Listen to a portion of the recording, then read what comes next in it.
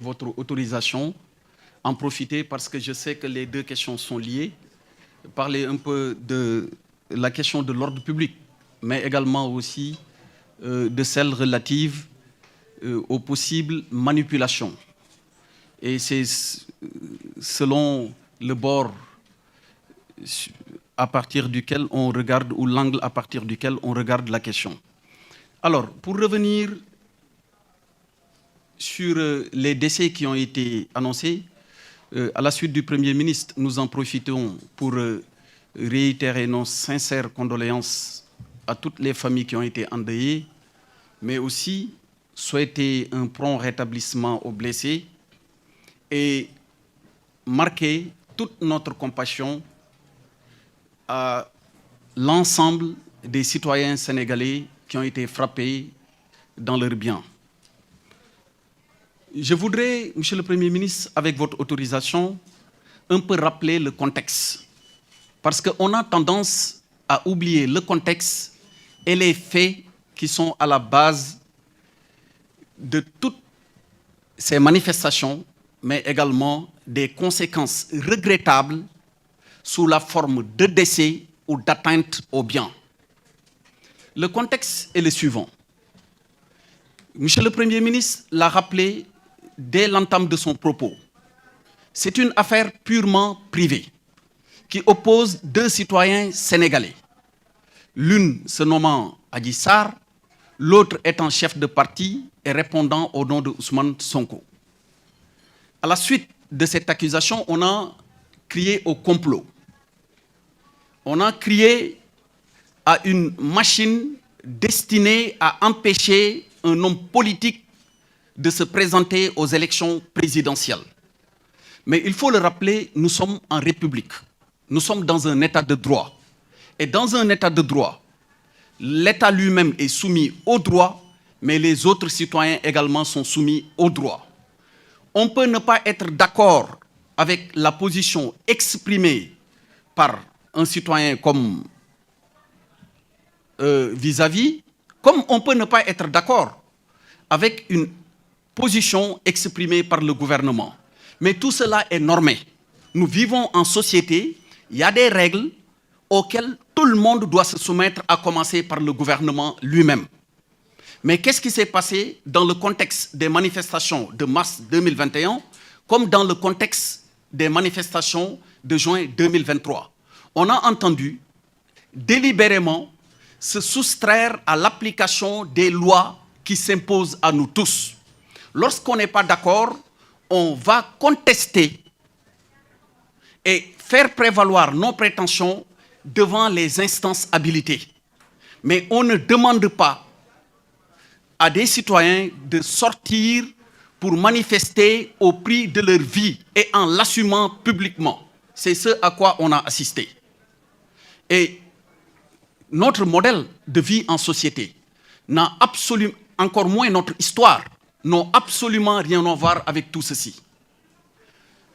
Nous pouvons avoir des divergences de point de vue, des divergences même parfois profondes. Nous pouvons avoir des opinions très différentes.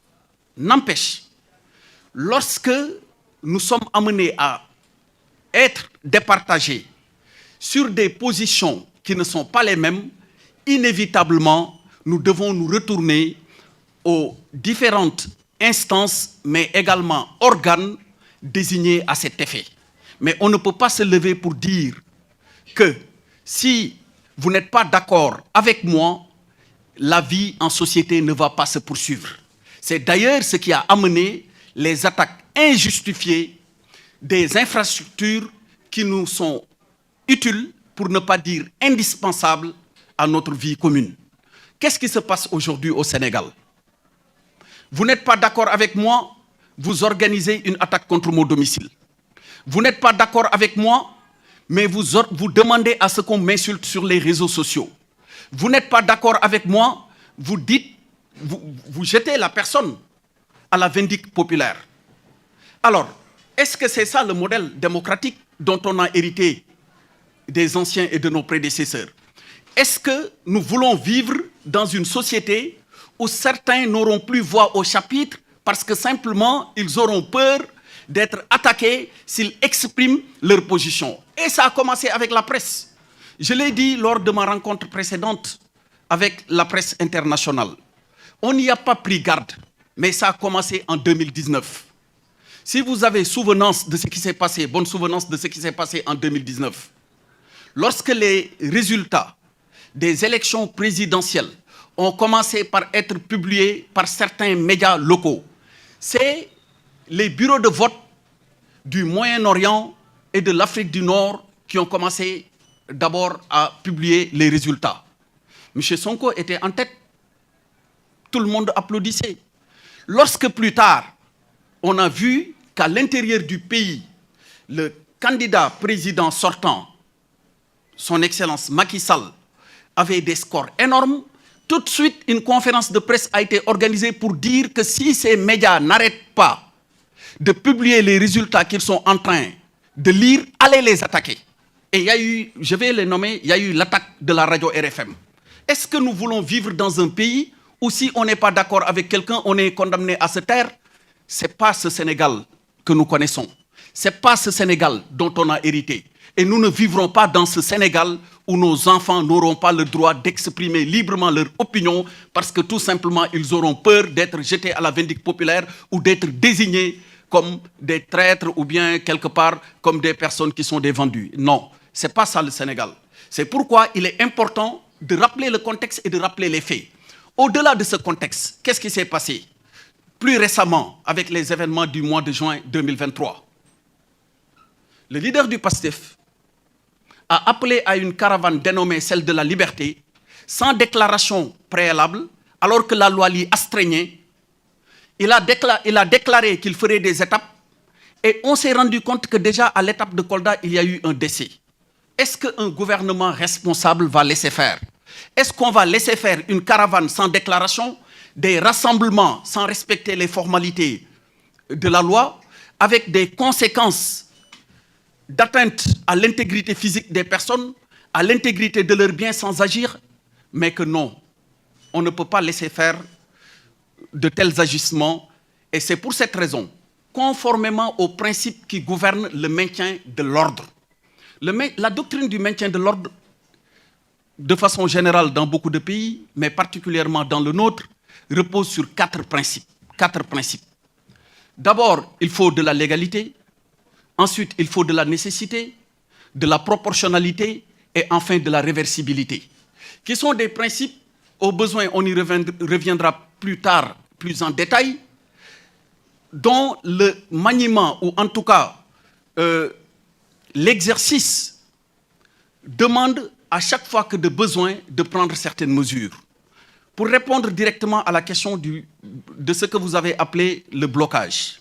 Mais quelqu'un qui se lève pour dire